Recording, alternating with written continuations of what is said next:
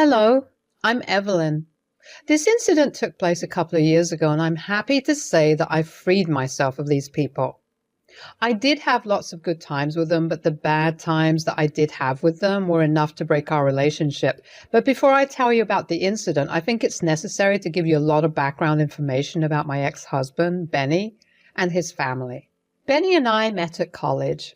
We were in our senior year when we met. We found each other because we were at the library at the same time almost every weekend. We always sat next to each other, and that just started a conversation. We ended up going on quite a few dates after our initial conversations.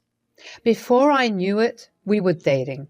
About 5 months after both of us graduated, we decided to move in together. Benny was a fun-loving and very easygoing man.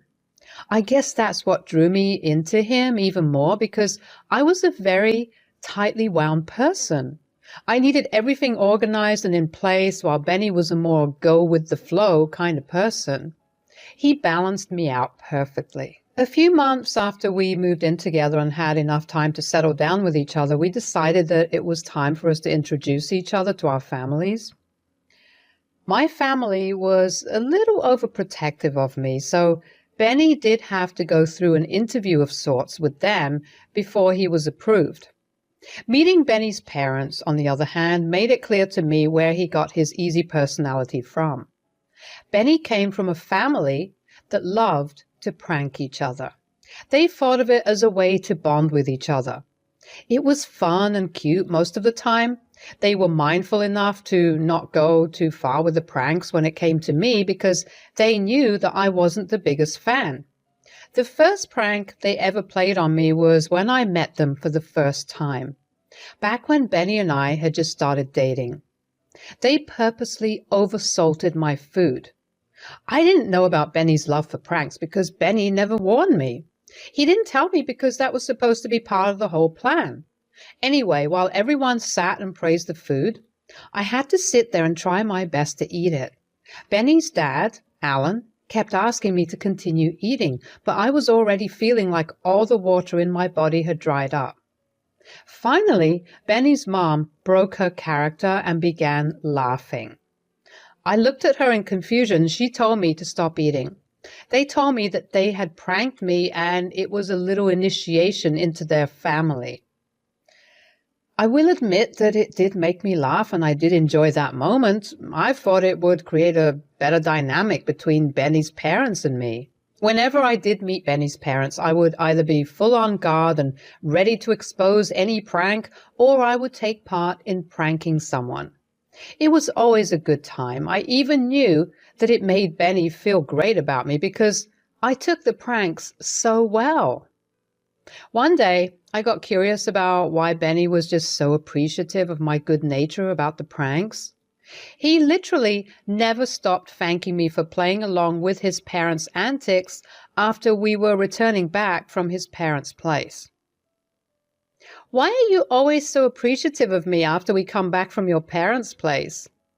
"Oh, because, you're okay with their pranks." "That's hardly a proper reason. Who wouldn't be okay with a bunch of harmless and fun pranks?" "Oh, trust me, a lot of people. I've had a lot of relationships fall through because they couldn't stand my parents' pranks."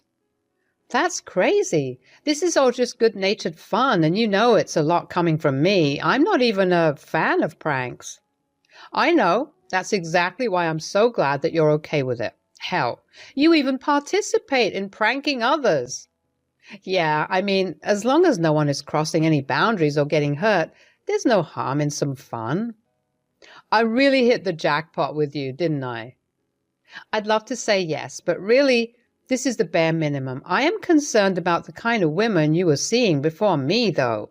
Knowing that Benny found me to be a breath of fresh air made me feel warm on the inside. Benny was the first guy that was actually fun to be around with. I didn't have to change a single thing about myself. He was careful to make sure he wasn't overstepping any of my boundaries, while also making sure that I was having a good time. I knew for sure that I had hit the jackpot with him. I guess it came as no surprise to anyone after dating for 3 years that we got engaged. Of course, the engagement also happened in a prank fashion.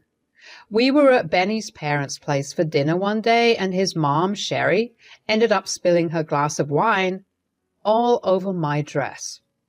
Everybody made such a big fuss about it, but I just laughed it off because I knew it was a prank.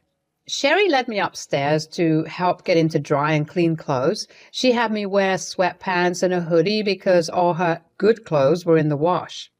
I tried suggesting that I could wear Alan's clothes, but she told me that they would be too big on me. I knew better than to argue with my boyfriend's mom, so I let it go. Anyway, when I got back down, Alan looked at me in confusion and asked me what was in my pocket. I don't even know how I didn't notice there was something in my hoodie pocket. I reached my hand into the pocket and pulled the object out. In my hand was a ring box. I looked up in confusion and saw Benny getting down on one knee. I couldn't help but scream a little. That was the best prank ever. Benny and I were set to get married in the next year. I had always made big plans for the kind of wedding I was going to have, and while I enjoyed the pranks that Benny's parents played, I knew I didn't want any pranks happening on my wedding day. I just wanted it to be a day of fun without anything going wrong. No humiliation or embarrassment, just good old-fashioned joy. I knew it would have been a sensitive topic to bring up with Alan and Sherry by myself, so I hoped that Benny would have been able to do it. Of course, I was also a little apprehensive about approaching him, but it was still 100 times easier to approach him than his parents. One night, before we went to sleep, I decided to talk to Benny about it. Hey, I need to talk to you about something. It's a little sensitive. Yeah? Let me just say that you know that I love your family and I thoroughly enjoy the way we're comfortable with each other, enough to prank each other. Uh-huh. While I love them to bits, I also kind of maybe sort of don't want them throwing any pranks on our wedding. What? Why? It's only because I want us to have the perfect wedding. But what's more perfect than everyone laughing? Aren't there several other ways to make others laugh than one of us getting pranked? Yeah, I guess. I don't think my parents would be too happy about it. They love playing pranks, you know that. That's why I wanted to ask you if you would be able to talk to them about it. No way. I do not want to do that. They will probably not even listen. Look, I know that this is a big event and your family wants it to be big and full of who you are. But this is my wedding too. I'm just asking for something small. It's only one time and only for a few hours I'm asking them not to play a prank. Yeah, I'm on board with whatever you want too. I just won't be the one to tell my parents. You have to do that yourself. But I'm already doing you a favor by agreeing to what you want. This is your duty now. You want it? You ask for it. I was annoyed with the way Benny was reacting. I was not asking him to do something crazy. I would never have had him ask my parents to do something I knew would upset them. I kept trying to get Benny to talk to his parents after that conversation, but he just didn't budge. I was upset, but since I wanted absolutely no pranks on our big day, I knew I had to talk to his parents. I decided to call Sherry and Alan over for dinner one night and broke the news to them. They were not happy. They tried to tell me that I was robbing Benny of enjoying a family tradition on his big day. But I didn't see why it had to be carried out on a big day to begin with. The air between Benny's parents and I was a little tense after that. They agreed that no pranks would be played at the wedding, and I breathed a huge sigh of relief. Benny also became a little distant from me, and even though I kept trying to talk to him about it, he never wanted to.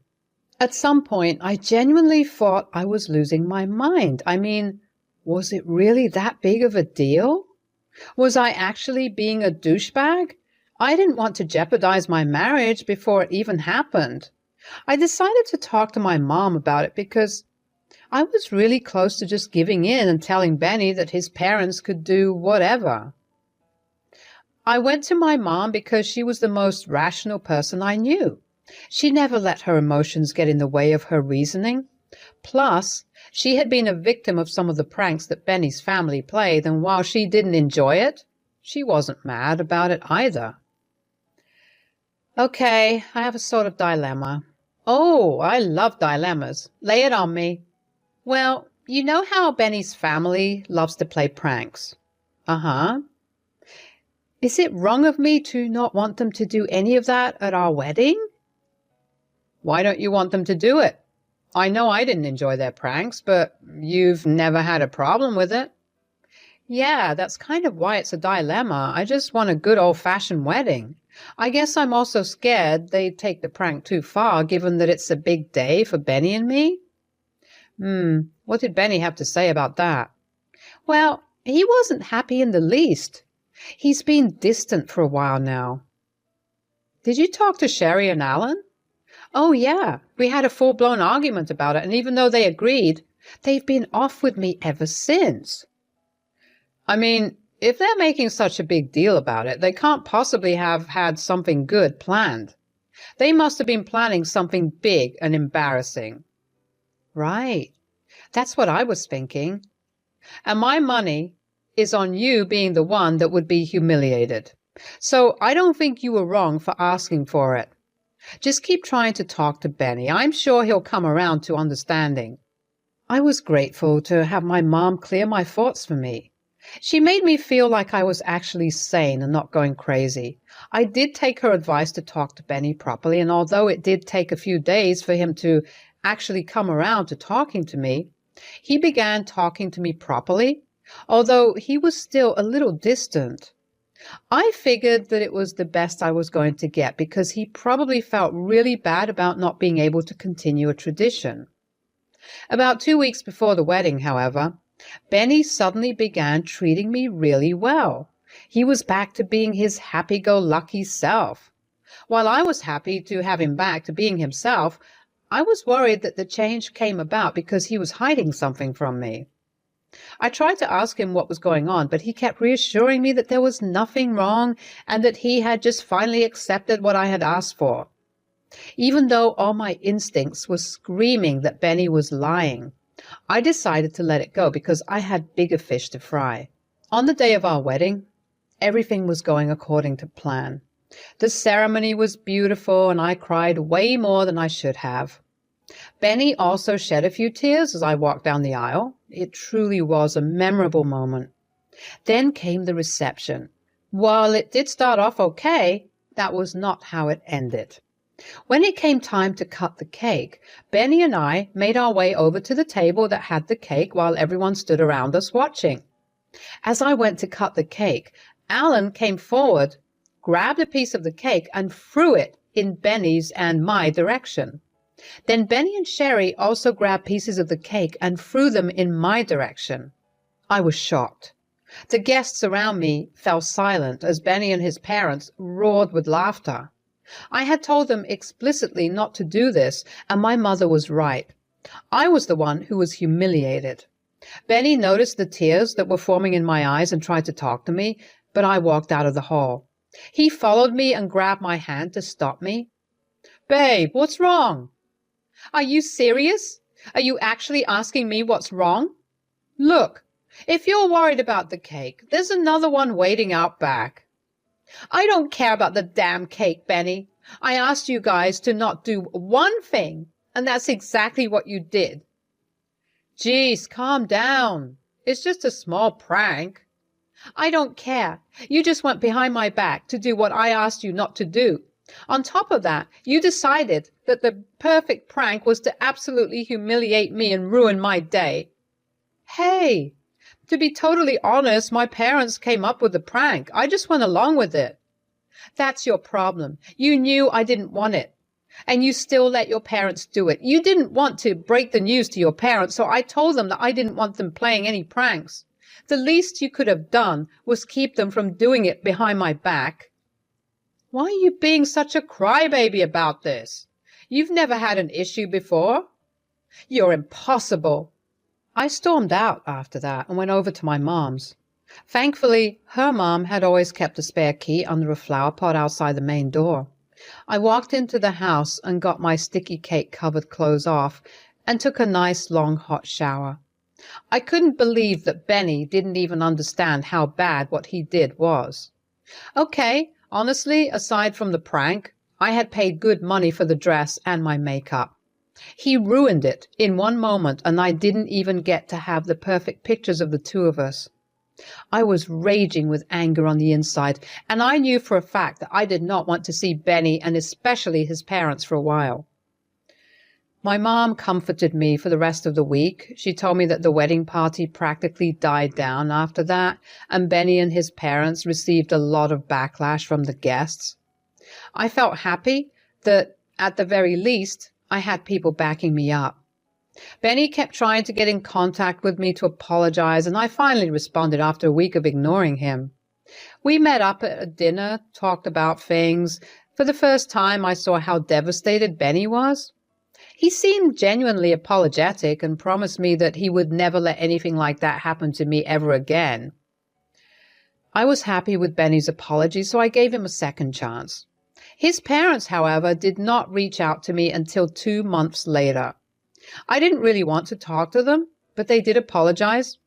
I decided that 2 months was already way too long for me to hold a grudge against them, so if they actively made an effort to repair our relationship, I would give them a chance. Sherry and Alan actually came through with their efforts. They began hosting dinners at their place again, and pranks were put on hold for a while. They also genuinely apologized to me, and I forgave them. I was still very cautious of them when it came to big events, but they proved to me over time that they had changed. About 2 years after Benny and I got married, I got a huge promotion. Since I had a lot of extra cash to spare, I decided to give Benny and me a treat. So I was thinking with my big promotion, maybe you would like to go to Hawaii? Oh my God, are you serious? Yes, of course. We've been working really hard these past few years, and I think we deserve a good, luxurious break. That sounds amazing. Are you sure you want to spend your money on this, though? Of course. Why not? I don't know. We could maybe use it towards saving up for a house. I've already put money aside for that. This trip will happen with the extra money I have left over. Oh, wow. Okay, then. Although, what is it? So, my parents have been down on funds and they haven't been able to go on a trip together for a while. Do you think it would be possible to invite them along? I don't know. I wanted it to just be the two of us. I promise you they'll be on their own. They'll leave us alone and let us have our own fun. We'll just need to give them a little money to spend. Okay, that's doable. Although the second they do anything out of line, I'm leaving them there. I swear they won't do anything out of line. I was very skeptical of Sherry and Alan joining us because the last time I had a big expensive event, they ruined it. And Benny sided with them. I didn't want them to do anything to ruin the trip, so I decided to take some safety measures. About 2 days before we were set to leave for Hawaii, Alan and Sherry came over to stay. Our place was much closer to the airport, and we didn't want to be late.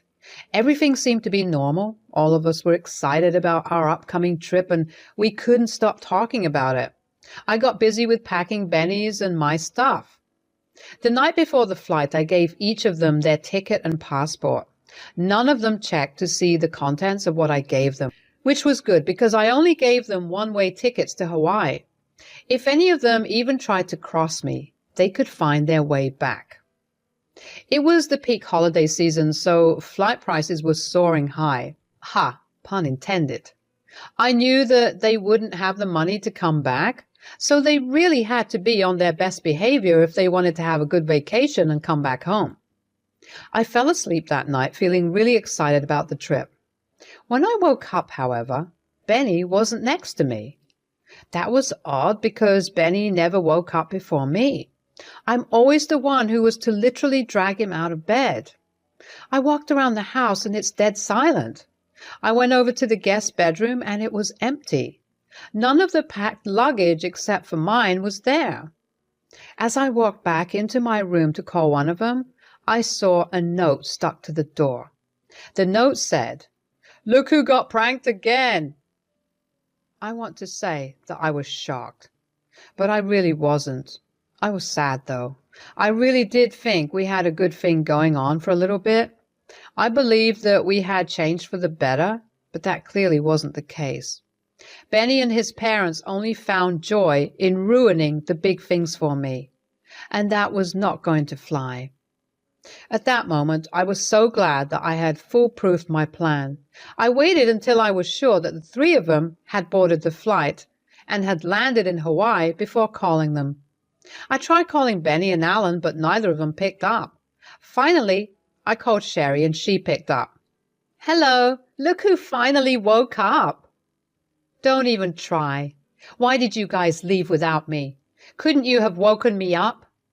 "It was just a prank, Evelyn. Calm down." "How could you go on a trip that I planned without me? That's just cruel.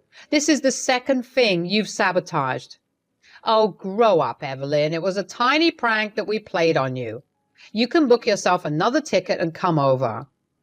"Actually, you know what? You're wrong. Don't tell me you're going to throw a fit about this and not come at all. Don't be a baby." "Well, yes, but also I'm not the one that got pranked. You are." "What do you mean?" "Why don't you check your bag for the ticket and see?" "You only booked us a one-way ticket? How could you do that? Book us one return ticket now." "I'm sorry, Sherry, but you play stupid games and you win stupid prizes. Enjoy your little vacation. Oh, and tell Benny that I'll be divorcing him. Bye now." I don't know what happened to the three of them after or how they managed to come back, but when they did, I had the divorce papers delivered to Benny. He tried to reach out to me and left me hundreds of voicemails ranging from anger to abandoning them to pleading for me to stay with him. I knew I wanted nothing to do with him because he had proved to me that he could not be trusted. I have since moved on from Benny. I have learned to live on my own once again, and I have learned what it is like to make sure my boundaries are always being respected. And that's something that everyone should learn. Family or not, boundaries are boundaries and they are meant to be kept. Don't get played.